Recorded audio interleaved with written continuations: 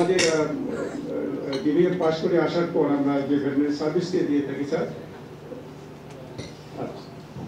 তো সেক্ষেত্রে আমরা এবার দেশব্যাপী এই আল্ট্রাসোনোগ্রাম মেশিনটা দিয়েছি, দিয়ে তাদের 5 দিনের একটা প্রশিক্ষণের আয়োজন করছি যা সিবাসিতে এবং বাংলাদেশ কৃষি বিশ্ববিদ্যালয়ে আমাদের কর্মকর্তাদের মধ্যে প্রচন্ড আগ্রহ দেখেছি স্যার। এটা যদি ইচ্ছাকৃত হয় এটা একটু আসলে অবমাননাকর। হ্যাঁ, এটা যথেষ্ট অবমাননাকর। এই অন্তর্বর্তীকালীন এবং এতগুলো মানুষের রক্তের পর ওদের ছবি থাকা কোনো মতেই গ্রহণযোগ্য না। আমাকে তিনি জানিয়েছেন যে এটা ভুলক্রমে হয়ে গেছে, তিনি ক্ষমা চেয়েছেন। কাজে আমি বলবো যে সেটা ভুলক্রমে হয়েছে বলেই জেনেছি এবং উনি ক্ষমা চেয়েছেন, ফলে আমি তার ক্ষমাটাকে আপনাদের কাছে।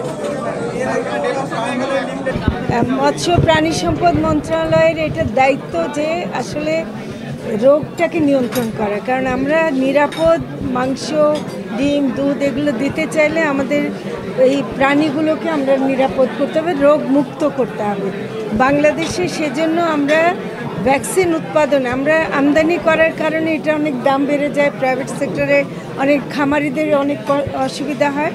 আমরা যেন সবগুলো প্রাণীকে ভ্যাকসিনের আওতায় আনতে পারি, তাই আমরা ভ্যাকসিন উৎপাদনের কার্যক্রম শুরু করব। তবে এর মধ্যে যেসব ঘটনা আপনারা শুনছেন সেগুলো কিন্তু আমরা তাৎক্ষণিক ব্যবস্থা নিচ্ছি। আমরা কোনো রকম মানে চান্স দিতে চাই না যে এটা মানুষের ছড়ায়, কারণ আপনারা জানেন যে প্রাণী থেকে মানুষের রোগ ছড়ানো, জুনোটিক ডিজিজের মাধ্যমে যে ছড়ানো, এটা অনেক মারাত্মক হতে পারে।